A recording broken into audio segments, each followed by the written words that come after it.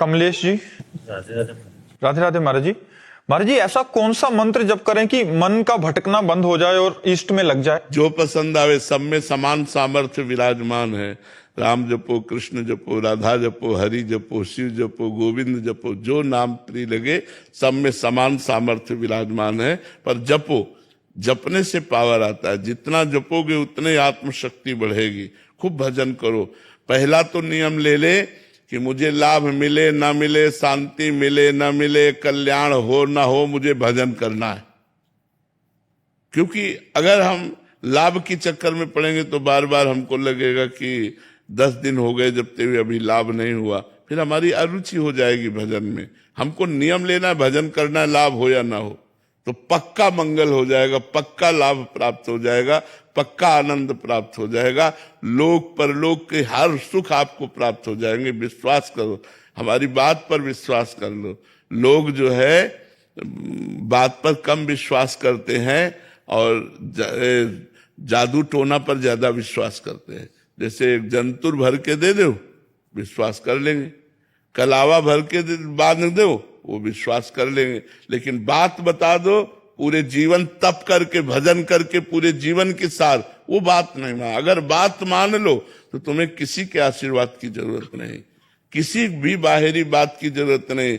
मुख में अगर भगवान का नाम है तो फिर आप विजयी ही विजयी हैं, पक्का बात समझ लो। भगवान का स्मरण करते रहो, भगवान का नाम जप करो, और बहुत अच्छे बच्चे हो, बहुत जीवन मंगलमय हो जाएगा। भगवान में बड़ी सामर्थ्य है, बस दृढ़ विश्वास रख के नाम जप करो। महाराज जी, वास्तविकता में मान्यता ये हो गई है कि हम खुद कुछ नहीं करना चाहते।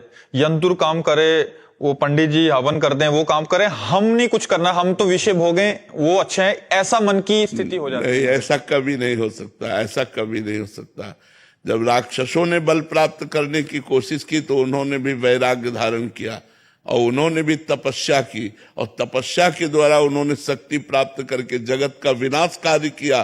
पर उन्होंने तपस्या से किया, तप के द्वारा किया। जैसे हिरण्यकश्यप है, रावण है, कुंभकर्ण है, इन सब ने तप किया, तप करके शक्ति प्राप्त की और जगत को रुलाया, जगत को कष्ट दिया। तो हम जगत का मंगल करने के लिए, अपना मंगल करने के लिए हम स्वयं भजन करें। स्वयं भजन जब तक नहीं होगा तब तक बात नहीं बनेगी। बिल्कुल पक्का समझ लो, ये बाहरी बातों से बात उससे फिर कहते हैं कि हमारे पास तो समय ही नहीं है, समय कैसे दें? तब मृत्यु वाली है ना, तो समय तुम्हारा क्या करेगा? जो बर्बाद कर रहे हो, हर कार्य करते हुए भजन हो सकता है। लोग बेईमानी की बात करते हैं, नहीं तो हम कह रहे हर समय कार्य में मगन नहीं रहते। जिस समय कार्य से हटे, राधा राधा राधा राधा, भगवान नाम लिया, राम राम राम राम राम राम। अब जब हम कार्य कर रहे हैं तो पूरा एकाग्रता से कार्य कर रहे हैं। 2 घंटे 3 घंटे में जब बीच में समय मिला, एक बार राधा बोल दिया, और फिर वो 4 घंटे 3 घंटे का काम कृष्णार्पणम मस्तु। देखो आपका कितना मंगल होता है। हमारी बात मान लो, आपका मंगल होना प्रारंभ हो जाएगा। भगवान का एक नाम आपको डूबने नहीं देगा, एक नाम डूबने नहीं देगा। फिर आप हजारों नाम जब करते हैं, आपका मंगल कैसे नहीं हो सकता? पक्का मंगल होगा, पर वो भगवान के विधान से मंगल होगा। ये अपर्णा जी लखनऊ से। राधे राधे महाराज जी। महाराज जी, सदियों से हमारे महान साधु महात्मा जी और आध्यात्मिक गुरु समाज को भक्ति मार्ग या सदमार्ग पर चलने के लिए प्रेरित करते रहते हैं।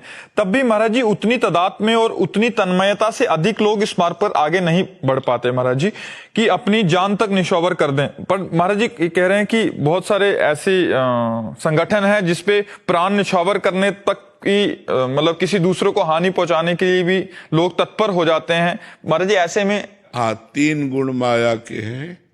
एक सतोगुण है, एक रजोगुण, एक तमोगुण। तो जैसे आतंकवाद आदि है, ये तमोगुणी आसुरी प्रवृत्ति है। तो इस प्रवृत्ति, कोई भी प्रवृत्ति हो, उस प्रवृत्ति में सफलता समर्पण से ही प्राप्त होती है। जब तक हम समर्पण उसको नहीं करते तब तक सफलता प्राप्त नहीं होती, चाहे जो प्रवृत्ति हो। तो जब वो विरोधी भाव में आकर के, क्योंकि तमोगुण का कार्य है द्वेष भाव, अज्ञान, आलस्य, प्रमाद, हिंसा, तो जब वो हिंसा प्रवृत्ति में उतरते हैं तो आत्मसमर्पण कर देते हैं हिंसा को और अपने शरीर को भी नष्ट करके वो हजारों को नष्ट करने की कोशिश करते हैं। ऐसे ही सतोगुण में है, वो सत स्वरूप परमात्मा को आत्मसमर्पण करके अपने को मिटा के हजारों का कल्याण कर देते हैं, अपने को तपा के, अपने को कष्ट दे के लाखों का कल्याण कर देते हैं। ऐसे रजोगुण में है, रजोगुण में है कि अपनी वासनाओं की पूर्ति के लिए वो दूसरे को मिटा देते हैं। तो वो रजोगुण काम, तमोगुण हिंसा, सतोगुण सतभाव, भगवत भाव। तो अलग अलग भाव में अलग अलग भाव के हैं, और भगवान का ये बगीचा है, कभी एक भाव नहीं रह सकता, ये ध्यान रखना। कभी एक भाव नहीं रख सकता, क्योंकि रचना है भगवान की। अगर 10 अच्छे आदमी हैं तो 100 बुरे आदमी हैं। बुराई अपना बल अधिक रखती है, बुराई में ज्यादा प्रियता है, अच्छाई की तरफ चलना बहुत कठिन है। सत्य बोलने वाले एक हैं, 1000 असत्य बोलने वाले मिलेंगे। सत्य बोलने वाला एक मिलेगा तो 1000 असत्य बोलने वाले मिलेंगे।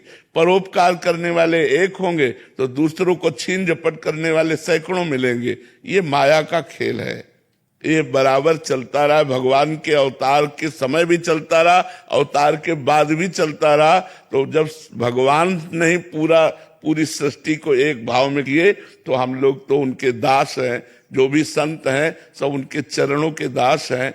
एक भाव नहीं रह सकता। माया के द्वारा त्रिगुण भाव है, तो तीनों में विविध भावों की रचना है। विविध खेल माया के होते रहेंगे। अलग अलग मति है, अलग अलग पसंद है, अलग अलग आत्मसमर्पण है। जो जहां रुचिकर लगा वही आत्मसमर्पण कर दिया। अमिता जी फर्रुखाबाद से। राधे राधे महाराज जी। महाराज जी, भगवान में बहुत बड़ा विश्वास है, पूजा पाठ भी बहुत करती हूँ, परंतु फिर भी जीवन में शांति नहीं मिल रही। महाराज जी, बुरे परंतु शब्द ने बता दिया कि आपका बहुत बड़ा विश्वास नहीं है। आपने केवल वाणी से बोल दिया बहुत बड़ा विश्वास है। अगर विश्वास केवल बहुत बड़ा तो बड़ी बात हो गई। विश्वास केवल है तो शांति ही शांति है, चाहे कुछ भी हो जाए। अशांति नहीं हो सकती। हर कष्ट है, लेकिन शांति भंग थोड़ी हो गई है। मृत्यु नजदीक है। कभी कोई भी डायलिसिस, आखिरी डायलिसिस हो सकता है। सारा खून 74 बार मशीन में जाकर फिल्टर होकर आता है, तब 24 घंटे जीने लायक रहते हैं। तो शांति भंग थोड़ी हो गई। चाहे जितना कष्ट आवे, शांति थोड़ी भंग हो जाएगी। शांति तो बनी ही रहेगी। क्यों? क्योंकि हम भगवान के आश्रित है। हमें भरोसा है उसका हर विधान मंगलमय होता है। हमें भरोसा है शरीर छूटने के बाद भगवत प्राप्ति होगी। हमें भरोसा है कि प्रभु के द्वारा किया हुआ कोई भी कार्य ऐसा नहीं जो अमंगल कर सके। इसलिए हम शांत हैं, हमारा हृदय प्रसन्न है। जो ही प्यारो करे सोई मोहि भावे। वो अच्छा लगता है जो प्यारा करता है। अभी भगवान पर दृढ़ भरोसा, जो आपने कहा बहुत बड़ा भरोसा है, ये बहुत बड़ा शब्द हो गया। देखो प्रहलाद जी क्या अशांत हुए, क्या आग में झोंके गए, जहर पिलाया गया, क्या क्या कष्ट दिया गया। वही प्रसन्न मुद्रा। क्यों? क्योंकि भगवान पर भरोसा है। मेरा हरि है 1000 हाथ वाला, वो रखवाला है। वो जब रक्षा कर रहा है तो मेरा अमंगल कैसे हो सकता है? तो दृढ़ विश्वास है, इसलिए अमंगल नहीं हो पाया। हिरण्यकश्यप को मारा, नरसिंह वपु धारण करके भगवान ने उसके वरदानों को सबको रौंद डाला और फाड़ के फेंक दिया उसको। और प्रहलाद जी के खरोच भी नहीं आई, और कितना उपाय कर डाला हिरण्यकश्यप ने। विश्वास बहुत बड़ी चीज है। अभी विश्वास और बढ़ाइए, विश्वास दृढ़ कीजिए।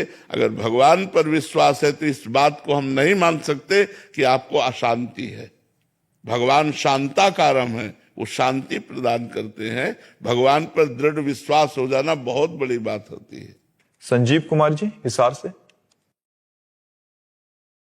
राधे राधे महाराज जी। महाराज जी, राधा कृष्ण प्रेम में ममत्व और समर्पण में क्या अंतर है? साधक कैसे दोनों को संतुलित करे? महाराज जी ये कह रहे हैं राधा कृष्ण प्रेम में ममत्व और समर्पण में क्या अंतर है? उनमें अपनापन हो जाना और समर्पण में क्या? हाँ, कोई अंतर नहीं है। जब हम भगवान की शरण में होते हैं, इसका क्रम है।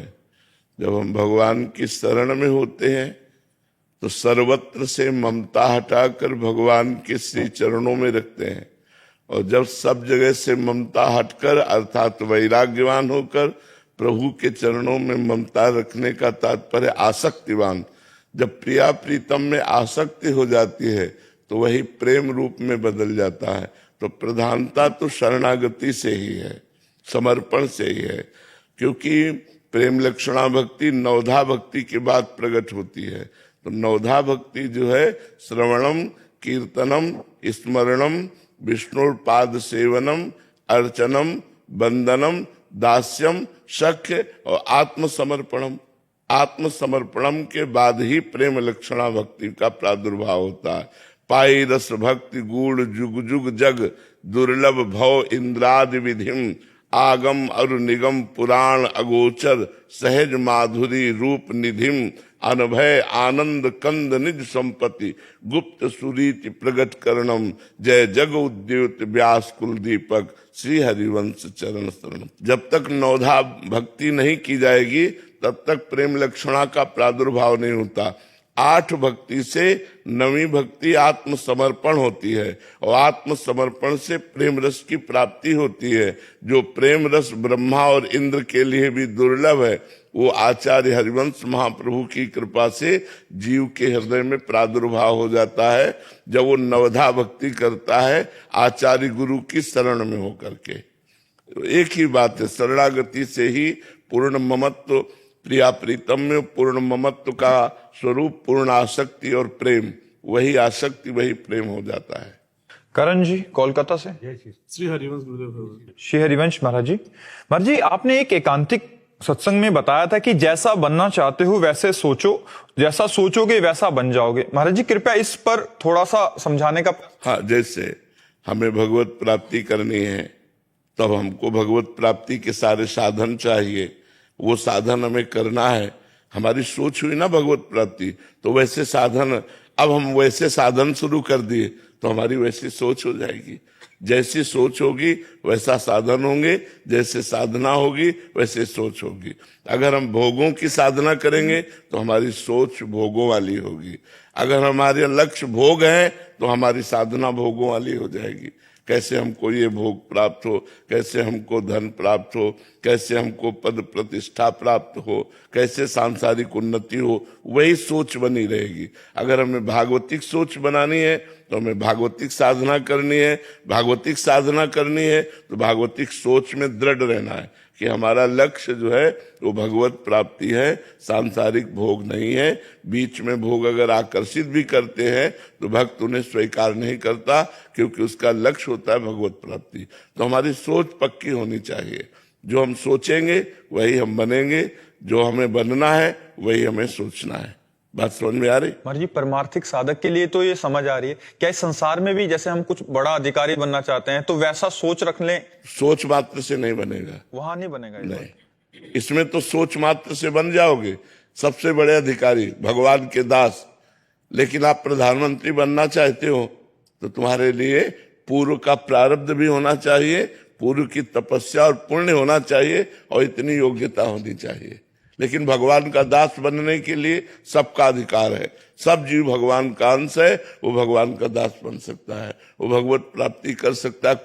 कोई भी स्त्री हो पुरुष हो, वो कोई किसी भी जाति का हो, किसी भी देश का हो, किसी भी धर्म का हो, यदि वो भगवत प्राप्ति करना चाहता है तो उसका अधिकार है। लेकिन लौकिक, अब आप कलेक्टर बनना चाहो, डीएम बनना चाहो तो उसके लिए योग्यता चाहिए आपकी, और पूर्व में आपका तप चाहिए। नहीं, योग्यता होने पर भी नहीं मिलेगा। आपका पूर्व का पुण्य होना चाहिए, पूर्व प्रारब्ध होना चाहिए, तब इसके अनुसार होगा।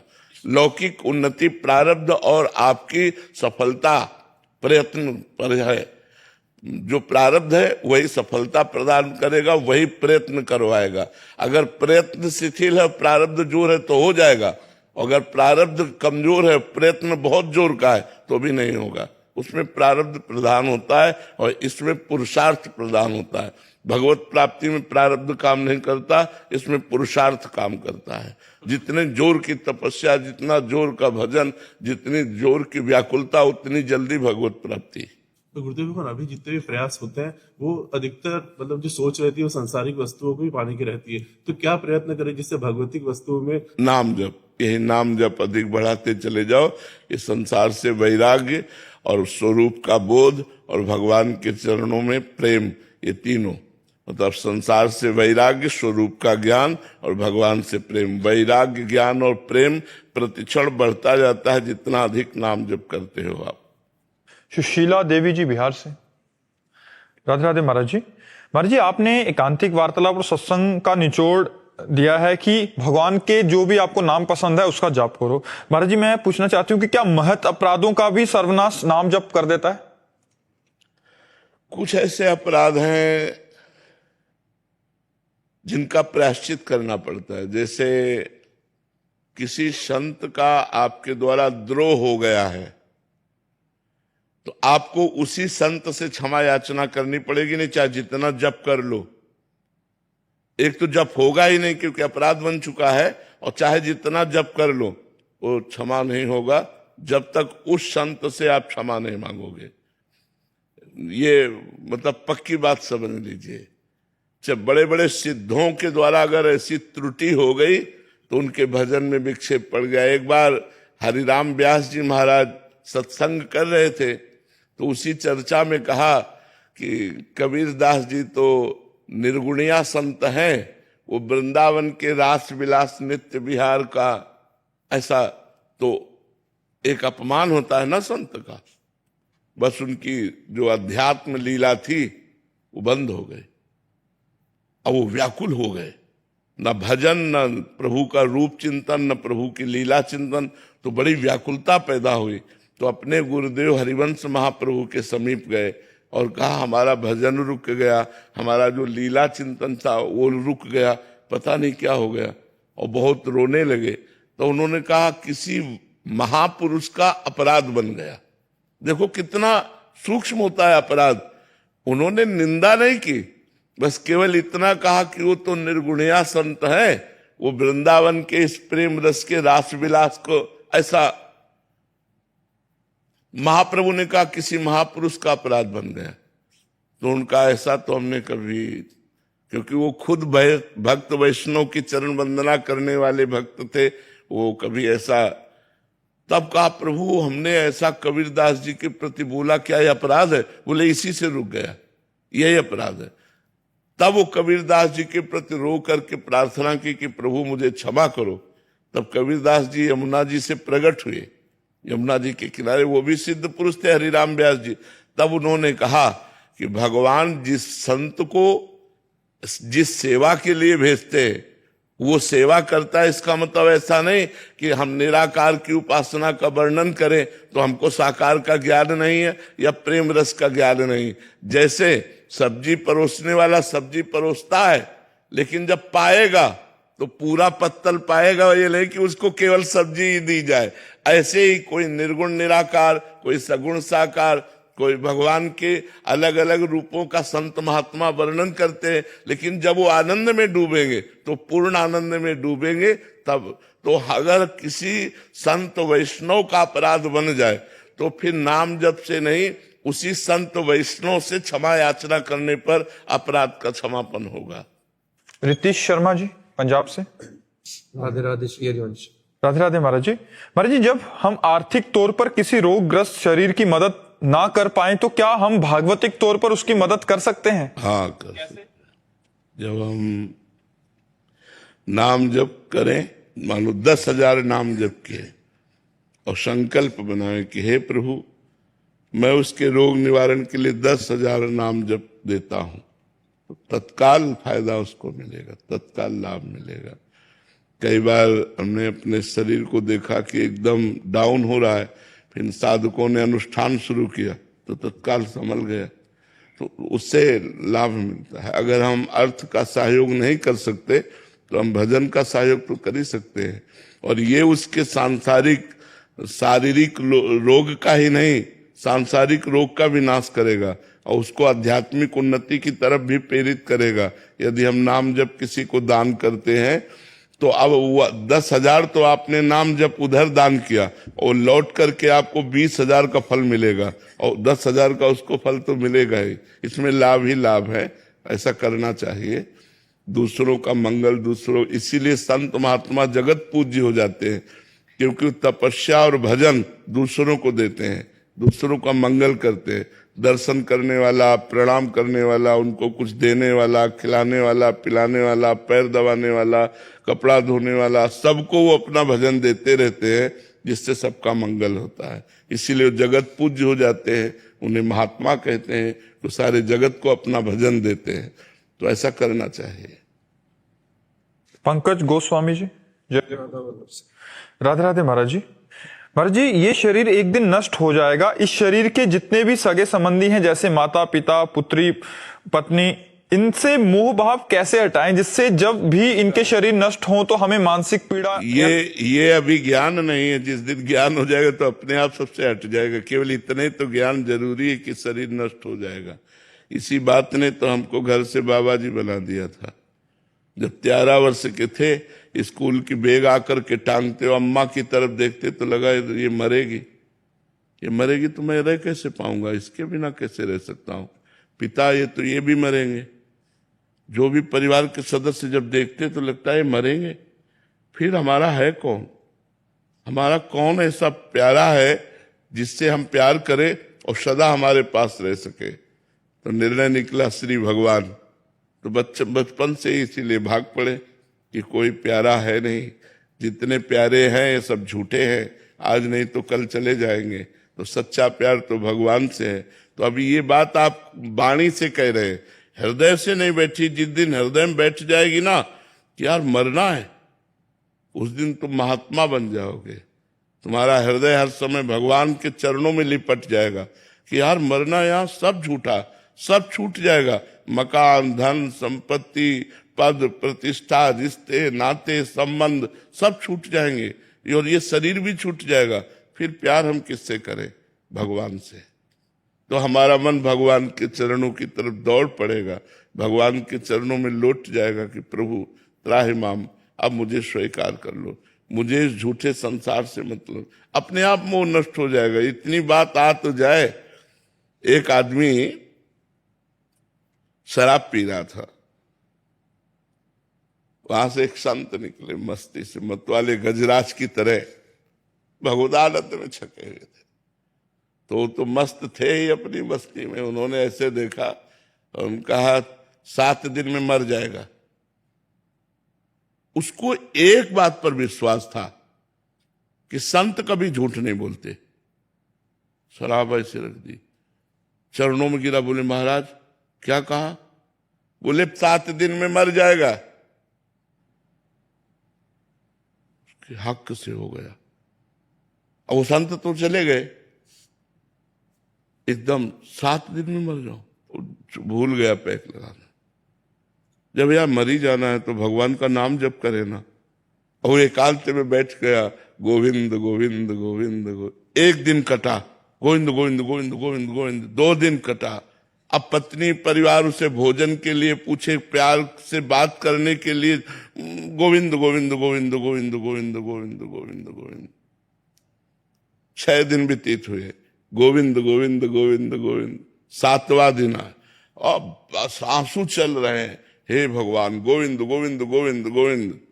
और संत त्रिकालज्ञ थे, ज्ञानी पुरुष थे, वो उसके पास आए, लौट करके आए और ऐसे हाथ फेरा और कहा बेटा, बोले स्वामी जी आप कह रहे थे 7 दिन में मर जाएंगे, तो आज मरना है।